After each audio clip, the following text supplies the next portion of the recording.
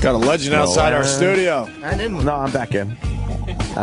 We all went to claim legendary status. A weak joke.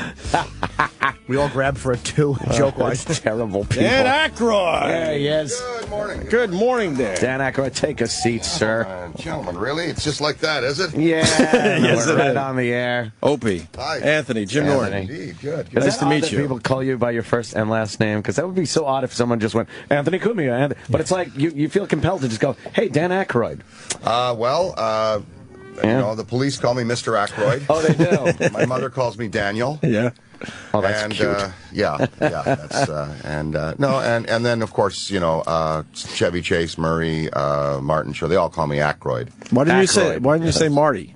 You should have said Marty Short. Marty Short, yeah. Marty Short, yeah. Martin Short, Don't you yeah. feel like you're in on something when you hear like people talking about their celebrity friends like that? Yeah, Marty Short. Me and Chuck Heston. We were out in Vegas. I know, I don't mean to name drop, but No, I love but a good could name drop drop. a few. Yeah, I think you probably could. could. Yeah, I actually met and interviewed Jimmy Hoffa once. Wow. No way. Yeah, I was on Recently? Well, we put them back together for that one. No, that was up in, it was a show called Everything Goes, and it was a 90-minute variety show, just like Saturday Night Live, kind of. But 2 of them we did back to back, and I was the young interviewer writing on the show, and Jimmy Hoffa was plugging his book.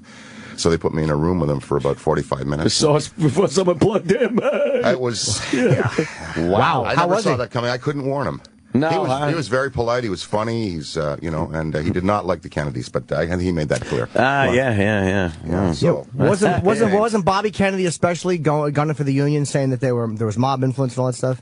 yeah, and I think, you know, history will bear out that there was some financial involvement Perhaps. there. Sure. Went to the black side, if we might say that. A little bit. Wow, what year did you interview him? That's fascinating. That was that's in the 70s, like 72, 71, 72. Wow, man. 100 pounds ago and 100 years. That's a good resume stuffer. Yeah. We got to mention that Dan's here for the vodka. But Oh, we certainly want to yeah, talk about a please. bunch of things, but we definitely want to mention you got the vodka. I heard you brought samples. Well, I want to show you. You know what? It's not going to be a surprise to me, sir. What you don't have I have this vodka prominently displayed on my bar at my house. you don't have a guy that walks around with your vodka for you, Dan Aykroyd? I hauled You it haul it over. yourself, I huh? hauled it over. I hope you've cracked that bottle and tried it. Oh, hell yeah. I've been through plenty of them. People know when they come over my house, they bring Crystal Head Vodka. Good. Yeah. Good. So you're a discriminating taster. I love it. Going backwards, we just won the Prodexpo in Moscow, meaning best vodka out of 400 excellent tastes. We won 2 gold medals. Now, if Russians don't know superior vodka, No who kidding. cares? There you go. And then we won the World Spirits Competition in 2011 in San Francisco with a 90-plus rating, and our notes are sweet, vanilla, dry, crisp, with a kick of heat off the finish. Whoa. Why is that? Kick of heat off the finish. Yeah, no other like vodka that. can say there's a kick of heat. They're afraid of heat. That is... And lesser vodkas, what they do, the less expensive ones, is they mask the alcohol by putting 3 substances in it. And you're not going to want lesser vodka after you hear what they put into vodka. They put propylene glycol, which is a preservative. It's an antifreeze. It was used to cool Spitfire engines in World War II. Now, you don't want that in your vodka. It's kind of cool in that aspect, but you don't want it in your vodka. No, I mean, it's because it's a harsh chemical, and they do that to mask the alcohol and produce a viscosity that isn't always there. Ours is smooth naturally. And then they put limonene in. That's a bug exterminant or a caustic cleanser. Remember Billy May, that great salesman? He used to take a mustard squeezer. Sure. And he'd have this thick of automobile grease, and he'd just take that citrus oil and would cut right through it like the laser cutting James Bond in half in Goldfinger. Remember? Yes. He was going right for the, you know. And so that limonene is bad. You don't like that. And then they put sugar in there. Now, you don't need sugar in C2H5O6. You don't need any more sugar. So we're H2O, C2H5O6. Just water and the mash. That's it. We're winning awards all over the world. And our challenge is to make people aware to crack the bottle. What they do is they take them and they bring them home as collector's items, and they don't drink it. So they don't open it because it looks really it looks cool. good, but it looks good empty. Oh, wow. It's beautiful. Cool, it looks good. It looks good filled with M&Ms or model airplane paint or colored sand. Or if you get on our website, World Wide Web, crystalhead.com, you'll see people from all over the world have sent in art projects with the empty bottles. So the bottle was designed by John Alexander. He's an American artist. I think it was designed by the Lord at first, sir. Yeah. But you're so correct. You're so correct. We're going to use that. Exactly right. Yes, it was. That is cool. Wait, can we all have one of them. That's what's great about it. Mr. Aykroyd, can we back up, though? How did you get into the vodka business? I'm fascinated by this because you're really into vodka now. Well, you know, what I did was I worked with Patron in Canada, Patron Spirits, you know, the wonderful Patron XO and the Dark XO and the Añejo. I brought that into Canada because I was tired of making margaritas with inferior product. So I asked the guys at Patron, can I bring it into my little government liquor store in my little village in my little rural area up there? And they said, well, you got to bring it to the whole country. So I imported it to Canada, and now Patron is the best-selling luxury brand up there. We represent a good percentage of foreign sales for Patron, and I started to look at other opportunities. My friend had the idea for the bottle, and in about 2 minutes, he had drawn it up. And I looked at it and I thought, we got to put a pure, unadulterated, non-polluted, zero additive fluid in here. The bottle's so beautiful. Why would you put anything with pollutants in it? It's based on the Mitchell Hedges skull, which was one of the 13 crystal heads. There were 13 in the world. 5 of them are missing, 8 of them in the possession of mankind. They were supposed to have had powers for the Navajo, the Aztec, the Mayan, used them as crystal balls. They're supposed to come from the Star Children in the Spielberg movie Indiana Jones and the Crystal Skulls. It's alluded that they did come from another planet. So tying that all into our sales myth, what we're selling really is enlightened drinking, and drinking that has no junk in it. John Alexander was one of my best friends. We met at Saturday Night Live. I was dating one of the writers there, a beautiful lady named Rosie, and he basically stole her away from me. That's how we met. And so there's a nice story there, but I'm not sure where she is today, but I can get him on the phone because he's my evil partner. And so we drew this bottle up and we put the fluid in it. It's made by the government's facility in Newfoundland. Now, I know governments aren't very popular these days, but governments that make vodka are very popular. Yeah. It's amazing how smart that, like, when you look at that, like, to see that on your shelf, like, everybody would want to at least try that. Like, that's a really smart marketing thing. And the name is great. Crystal Head Vodka is a great name for a product. It's a skull, but we don't call it a skull. We see it as a living thing, just like the Navajo, the Mayans, the Aztecs saw it as a living crystal. Of course, it's not crystal because that has lead in it. That's Bruni glass, and cool. And it has a little grin to it. Now, so that's our naked bottle right there. Now, any Stones fans around here? I like them. Yeah. Oh, yeah. To commemorate the 50th anniversary of the Stones and their tour coming up, we went to Bravado at Universal, which is their marketing arm. We went through Canada to do this, and Mick and Keith and the boys agreed that this would be a fun thing to do, and we have devised. They've done some fun things in their day. Yes, they have. This is the Rolling Stones commemorative tour pack. And, look at that. Wow, how cool is that? Vodka. Yes, isn't that great? It's the Sticky Fingers zipper. Yep. In a little stage. And in order for us to in order for us to encourage people to crack the bottle and actually drink it, the bottle's inside. We have a stopper. So you take out the cork. After you undo our safety seal, our Tylenol safety seal. And then you have this beautiful head stopper that goes here. That encourages you to drink what's in the bottle. And then also the best part of this package, and this is great. I mean, this is what makes it so, I guess, emotional for me, is that I'm a longtime Stones fan. I've known Keith and Ronnie mainly, and I know Mick, of course, but I'm closer to Keith and Ronnie because they've been to my house, and I've had Keith stay in my house a couple of times, and I love the boys so much. I love hanging with them. Mick picked all of the songs that you get in the tray in the bottom here. There's 14 live tracks. Whoa. 14 live tracks from the Stones, picked by Mick personally. And the vodka, and the stopper, and a sticker if you want to put it on there. And, that is great. Every man is going to want this of our, demographic, and younger and older, of course. And every woman who has a man is going to want to buy it for them. I mean, this is the Father's Day gift. It'll look great in the man cave, I'm thinking. Opie, would you? I have one. Yeah, in the man cave. I have a man You have a man cave, right? Every man should have a man cave. Hut. Yeah. It's a Kwanzaa. That's good. Yeah. Wow, that's an amazing package. Isn't that neat? That's pretty. Yeah, that's cool. Pretty damn cool right there. And there's a zipper on the front, which I like. Yeah. What are some of the live songs? I'm going to leave this here for you. Oh my God. What are some of the live songs? There's. I want to see if they got lazy or not. Let me see. They're all on here somewhere. Just a few.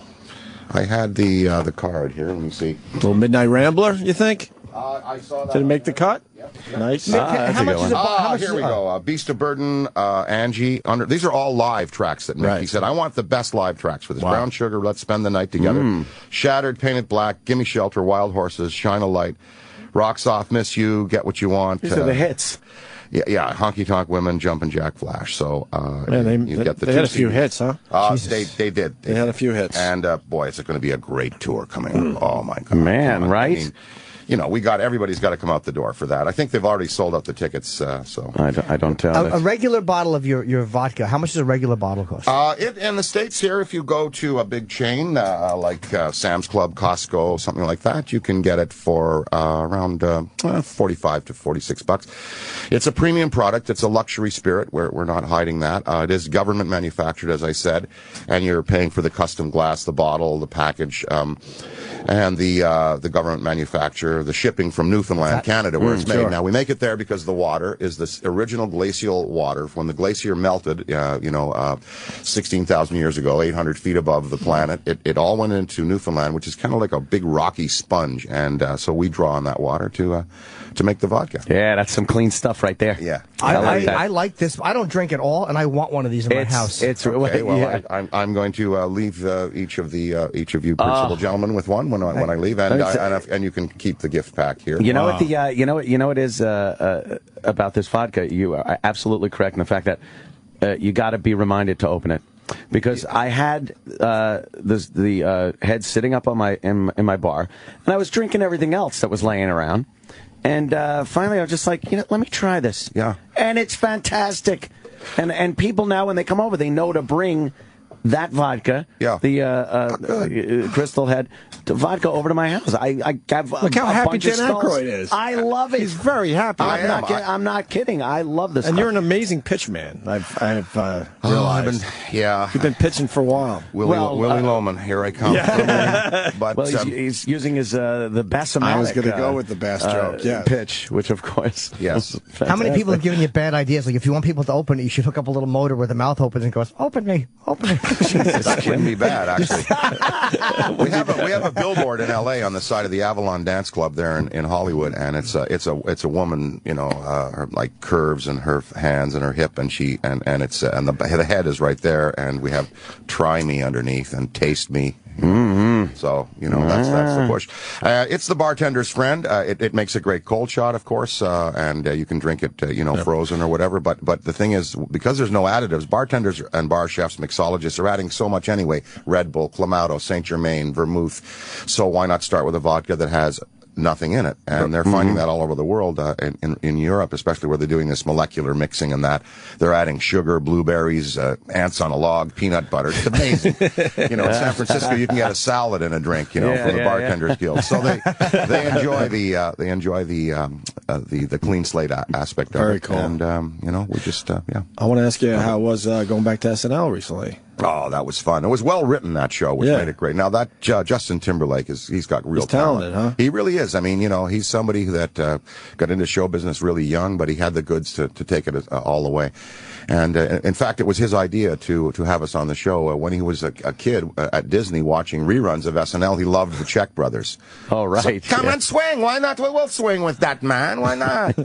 So we invited Steve. He invited Steve and myself to come on the show, and we did the Czech Brothers, and then they wrote that five-timers thing, which was really neat. That was amazing. Yeah, that was kind of documentary history right there. Yeah. You don't realize how many people have done it that many times. Yeah. Just amazing.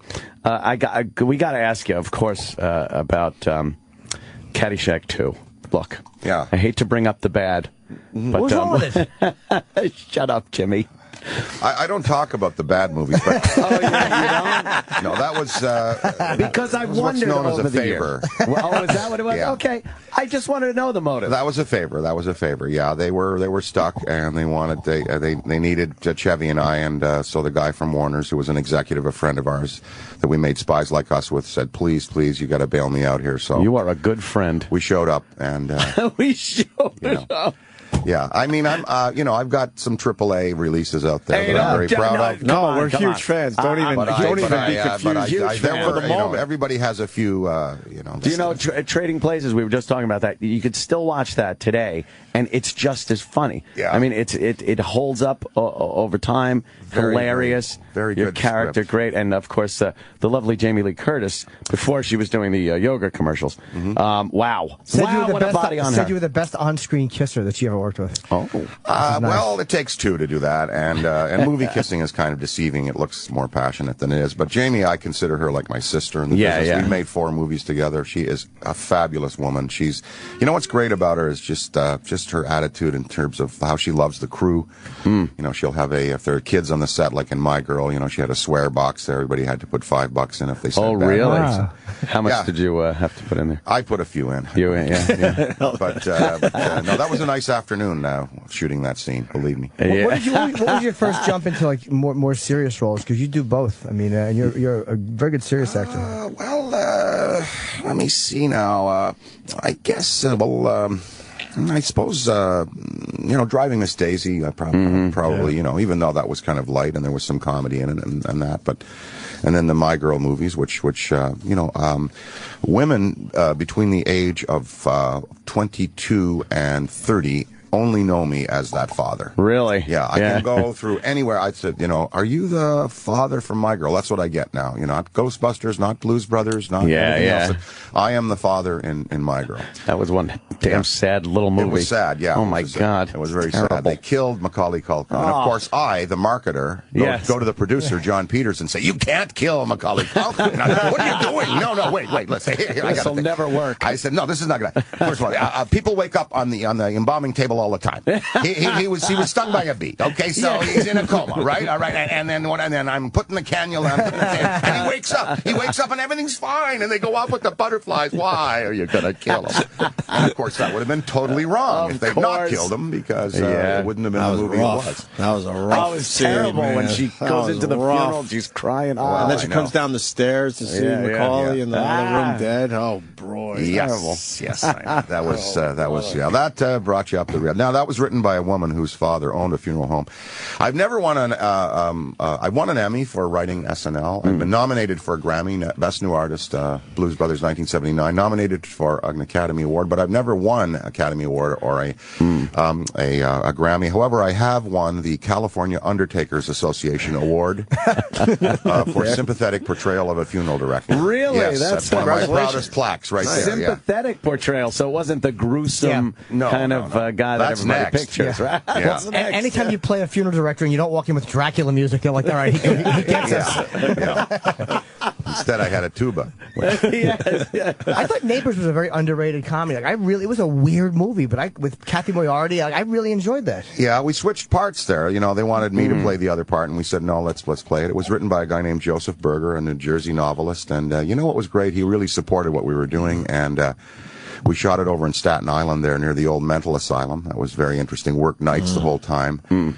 And built that house, built the power lines there, and all that. That was all our construction, And it was a little bizarre, but we had fun. We had fun on it, and now you can't hardly get that film. I can't find that on DVD. A lot of people. True. Yeah.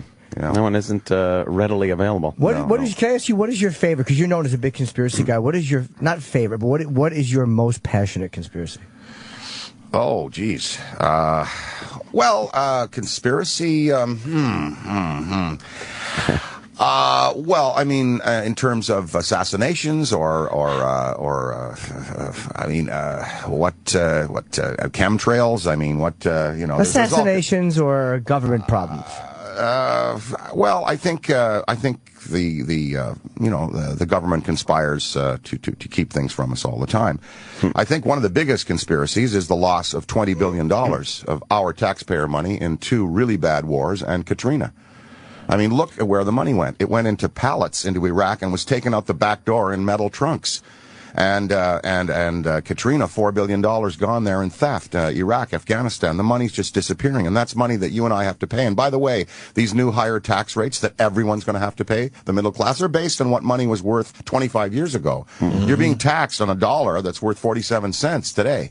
And so, very unfair to tax us and then misspend the money. Mm-hmm. I mean, government is really a mess down there. I can't believe that. You know, that's just. I don't see it as much as conspiracy as I do complete incompetence. Mm-hmm. I just see people that have an undying supply of cash, so they don't have to be thrifty with it. Because I mean, what recourse do we have? Hey, I'm not paying you, no, and then you go to prison. So well, that's right, or you move to another country. But people did conspire to steal all of that, especially the money in Iraq that went out the back door in pallets, shrink wrapped and out to some. Who knows? Like Goodfellas. Who knows? Who knows? Who knows who got pay it? me. Yeah, just bring it up. Yeah. What was his name? Maury. Yeah, Maury. Where's my money? Fuck him, that cigarette hijacking Mick. Yeah. Where's my money? Where's my money? Where's my money? Yeah. Wow. Hey, did you? I mean, obviously SNL at the beginning and Lorne. It just seemed, from what I've seen in interviews and documentaries, that it was a very kind of, hey, we don't quite know what we're doing, but this is kind of going to work. And now to see Lorne where he is now, which is pretty much in charge of late night with Jimmy Fallon. Sure. Did you have any inkling back then that this guy was the powerhouse that he would end up being? From the moment I met him. Really? Absolutely. No, this guy had it. He started as a writer, performer, stand-up. He had a partner named Hart Pomerantz, and they used to do comedy. Lorne had shoulder-length hair and a Fu Manchu mustache when I met him, but I knew right away. He had a vision. He knew what he wanted to do. He knew talent. He knew how to spot talent. He knew how to use talent. And he was able to convince NBC to do not a pilot but 7 shows. He said, you've got to give me 7 because we'll get traction that way. And he simply wanted to recreate the Colgate Comedy Hour, the Sid Caesar live experience. And now today he's going to be having that late night block. I'm sure he wishes, like I do, that he did this 30 years ago, building an empire. But he's going to have a lot of people on his side that are going to be good parts of his team. And he's my boss. Yeah, he's your boss. Oh yeah, anytime he calls, I'm there. Yeah, it really is something looking over the years, because it didn't seem to be that organized when you guys were on. No, there was definite, chaos. I mean, we would be writing, the secretaries would be typing at 4 a.m. I had bunk beds there that Johnny and I slept in. I had them put a shower in for me because I used to sleep over to get the things rewritten and stuff. And, you'd put a piece in and they'd have to build the set in 9 hours. And, it was, and there were only, just a few cast members and only like 7 or 8 writers. So there wasn't, you could blow, snow through the 17th floor, sometimes. Really? And now they're, every assistant has an assistant, and they do a great job, but it's very overpopulated. Different animal. What was your first indication that it was really something that was not going to go away quickly? Like, what was the first? I mean, was it the first week, or was it? It was. Well, for me, it was the first moment that I went out on camera. I was under the seats. I was waiting to go on in a scene called Home Security, where Garrett Morris and I break into a guy's home to show him that you'd better have a security system, and that's the way we sold it, was breaking into homes. And so we were sitting there. I'm looking at him. He's looking at me. I'm thinking, boy, if this doesn't work. I do know a good price on a snowplow up in Canada. I can go back and do that. And then I went out there and then the scene started and people were laughing and John and Michael O'Donoghue had done the Wolverine thing and that had worked and I was thinking, oh yeah, this could work. This could work. And then of course the George Carlin show was a big hit, and because we had 7, to prove to NBC that it could work. Right. Here we are, 36 years later. Amazing, right? How hard is it I've always amazed that SNL guys can, like, if a scene's not working, How hard is it to bomb in a scene when you just know the scene's not working and continue with it? And like, how is it to not break and just go, fuck, this is not working? Well, let me put. You're talking about dying. Yeah, like just. Okay, well, that is the most, and I think most all comedians will tell you this, and you guys know a little bit about this. You know, there's occasions when you do die. It is the most exquisite feeling. It's kind of wonderful, you know, to watch other people die. Oh, that's the best. To die, to feel something dying. I remember we did a sketch. I forget what it was called. Tom Davis and I wrote it, and after we did it, Michael O'Donoghue walked up to me and said, "That's the single worst piece of writing and performing I've ever seen on television." You know, we died, and we knew we were dying. You know, you remember when Carson would do something, like he would say something, a joke wouldn't work, and then he'd try to make it work and just dig himself deeper hole. Yeah. That to me was the greatest laugh. Yeah, he would start dancing. They'd play the music, and he would be able to dance. You know, Carson dying to me was just funnier than anything. Looking over to Ed. So dying is exquisite, and we used to do it at Second City a lot, and walk out and go, geez, that audience, it's, oh boy, are they dead? No, you're creatively dead, and that's why they weren't laughing. But I've bombed, I'm a stand-up, so I've bombed in that realm. I understand how to do that, but I can address it, and I can just this stinks, or I can at least acknowledge it. But in sketch, it seems so terrifying because you have 3 more minutes of this, and you can't break that wall. Well, as Winston Churchill said, you know, when you're going through hell, keep going. So that's what you do. You just go right through, and you know, as a stand-up, how fun it is to see other stand-ups die. There's nothing better. And then if you're dying, you can also, you know, turn it around to where it becomes a triumph sometimes. Yeah. If you die really, you mean like die a horrible death. It's or you dig out of that hole and you get a rocket, and then next thing you're back on top. Right. Bill Burr in Philly. Yeah. One of our guys was getting booed in front of, 12,000 people who used to do a little comedy tour. And he was getting killed. And he turned the whole thing around and just beat the shit out of Philly as a city, as a whole. Which made the boos even bigger. But by the end of it, make it short, it was a standing ovation. People were out of their minds for it. They understood what he did. But he turned it around instead of sitting there just, you know. If nothing else, they realized how much he knew about Philly. Yeah, exactly. And how right he was. Oh, my God. It was an amazing night. Him do that. When you're doing films too, do you ever see a script that like you like and it's going, and then as you start shooting it, they start making changes, and you're like, oh, but this is not what I signed on for? Oh, sure, that happens. That happens a lot, and you can only fight as much as you can for what you think your part should be, and then the role should be in the dialogue, and you know, try to appeal to the producers and the director if it's not working. But mostly I've been pretty fortunate because the material that I've started out with was pretty strong on the good movies. Yeah, on the good.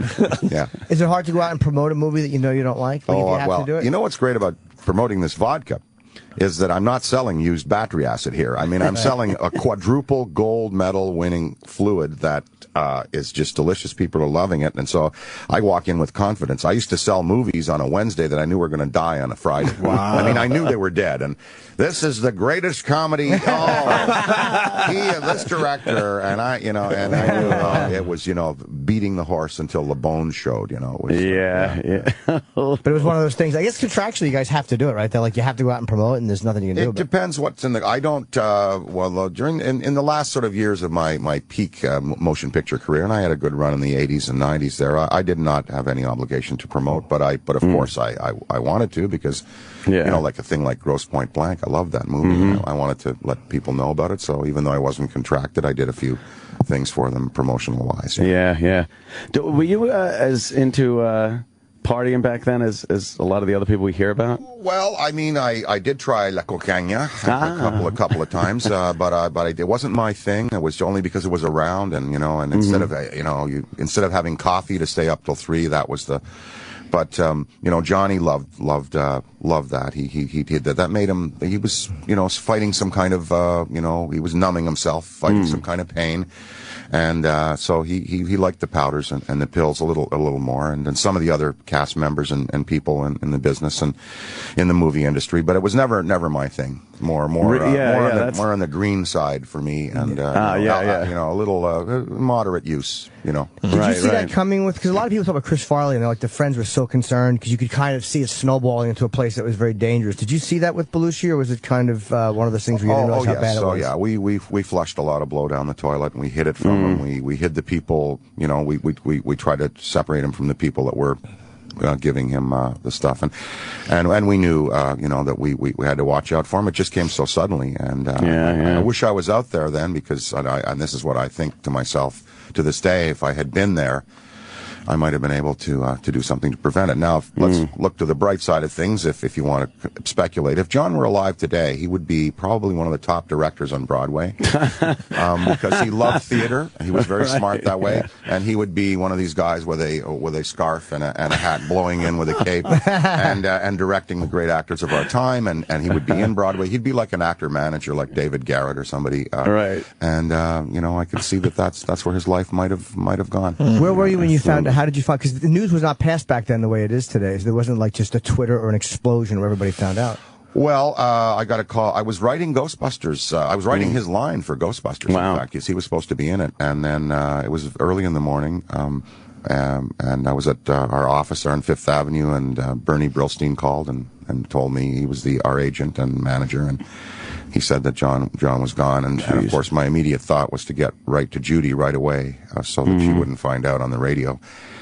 And I ran. Actually, it was a beautiful, beautiful day, beautiful March day. And I got out of the office and I ran to Judy's down in the village there. And on the way, I passed a newsstand, and it was already on the newsstand. Wow! Yeah. Shit! Wow! Yeah. So I got in there, and had to. That was tough. It's tough when you have to tell someone that shit.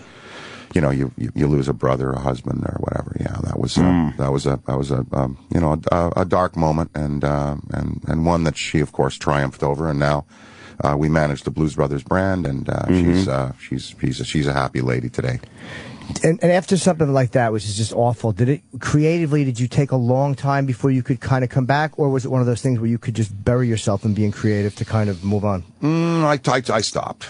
Yeah, I stopped. Yeah, it's casualty in that. I mean, I knew I had to keep going and do something, and then I went on to do the movie that I met my wife on, Dr. Detroit. So, that turned out all right. Yeah. Oh, did you put Ghostbusters down for a while? Like you didn't want to continue? Yeah. It sort of went away. It was really when I was doing Trading Places, I began to redevelop Ghostbusters, and then we got the president. It was supposed to be Eddie Murphy, me, and Belushi. Yeah. Wow. That's what I was writing it for. Wow. For Ghostbusters. Mm-hmm. Wow. Been a nice. Wow. The look in the suits would have been really good. Yeah. Exactly. I love finding out that stuff. And, I'm chunky, and John was rotund. So I wasn't so chunky back then. But yeah. And so did Eddie not want to do it? By the time it came around, was he just off to doing his own thing? I just think I don't know what it was, how it evolved. It just was we got Murray, and when I got with Harold and Ivan, we started to write the script, and so we got Murray, and then Murray, Bill added so much. 50% of the success of that movie is because of his performance. I mean, it's just great. Yeah, god damn. Yeah, so fun stuff. I'm always jealous of guys, and you knew John Candy well too, right? Very well. He was a great friend of mine. Yeah. I think he's one of the funniest guys ever on film. Like he could be funny doing. And just that big fucking head shake. There's nothing better than John Candy. Oh, and the STTV work that he did was sensational. Really, really, really great work. John, he there was no drugs involved in his demise, unfortunately. It was a congenital heart defect, but he was so much fun. And of course, John Hughes wrote those movies. He was one of the most prolific writers at the time. Yeah. Also died prematurely, but Candy and I started out together. When we started out, I was a Royal Mail courier. I was driving a mail truck, and he was a Kleenex salesman. So almost like a Del Griffith type of job. He really had. Wow. He wore the brown suit. He had the matching brown Pontiac. He was like a clothes horse. He was always dressed in the ring and the cigarette, and Johnny LaRue. He was beautiful, Johnny LaRue. He was so Johnny stylish. LaRue, right? I could barely, make it into a pair of jeans and a T-shirt after work. I'd take the mail cap off, and then I didn't know what to wear. But we started out at Second City, and we still had those jobs when we were at Second City, and then we quit them to go full time. Wow, you did, huh? Oh yeah. Jeez, what point were you able to go, hey, I could quit my job? Like, was it? When the Second City started to pay us, we were, $235 a week, so we were able to stop the driving the mail truck, and then the Second City Theater closed. The sheriff closed it down because the operator ran out of money and couldn't pay the debt, and Second City was rescued by another entrepreneur, impresario, kind of in the Lorne Michaels vein. Named Guy Caballero. No, his name is yes. Why am I slipping my name? Andrew Alexander. Sorry, there's many Alexanders in mine. Andrew Alexander is his name, and he saved Second City in Toronto and got the TV show started, and today is the Lorne Michaels of Second City. Do you think writing has changed in comedy since, like, 'cause when you look at the SNL writing from those days, they talk on a lot of racial issues, like with Pryor and Chevy Chase. And I don't just mean at SNL, I mean in general. It seems like people are so frightened of repercussions for saying, instead of challenging social things, people are so afraid of challenging them and getting in trouble for it. I think they take on, issues today pretty, at SNL anyway, pretty head on in terms of culture and in terms of rappers and performers that may push the envelope. They parodize pretty effectively. I don't think they're afraid of any issues. Of course, drugs I think are off the table now. They can't really do. We did that sketch where the customs, they're coming through customs and the suitcase is just powder everywhere.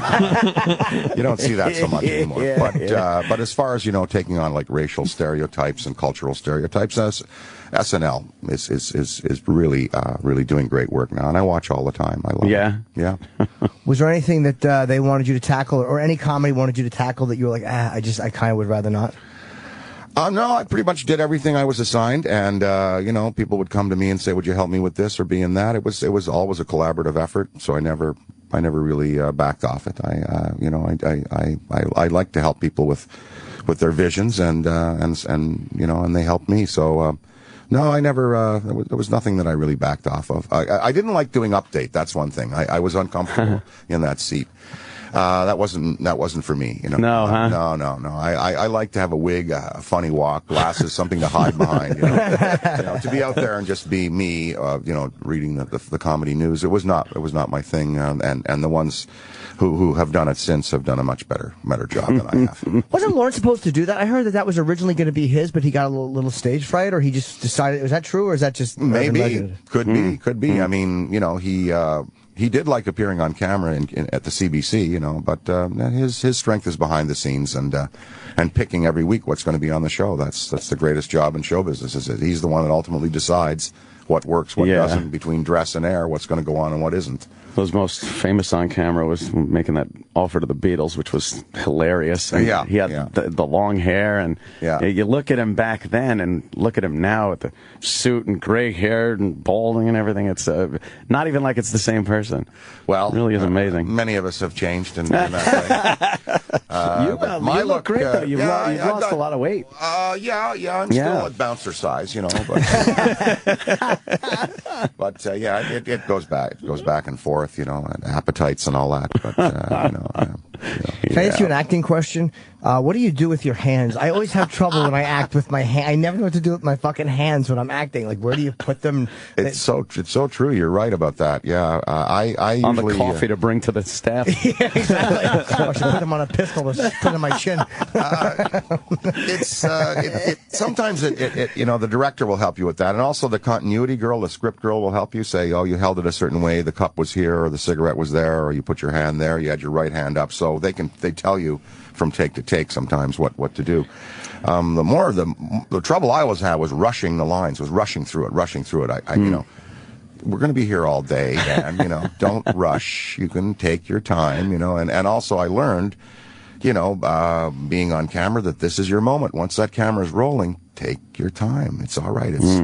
It's kind of like Wyatt Earp. When he talked about gunfighting, he said, I always take my time. And that's why I always get the other guy, because the other guy is nervous, adrenaline's there, he's rushing for the piece. And Wyatt Earp said that, I have my muscular musculature trained, and I take it slow. I always take it slow. He says, he used to talk about how he would freeze that moment when he went for the gun so that the other guy's going for the gun fast, but he's going for it slow, and by the time that the barrel came out of the bullet's already out and into the guy's stomach, and all done in a very slow motion kind of way where time seems to stop. So in motion picture acting, when the camera's rolling, just take the time. It's like a car accident, how it unfolds slowly. Just take your time, and then if it doesn't work, you're back to another take. At SNL, no deal there. You're live, and there's no taking your time there. You rip through it. The worst is when I would do an audition slow and feel like I really was emotionally right, and I do it, and I'm like, that's great. And they're like, all right, can we do it again, but you got to pick up the pace.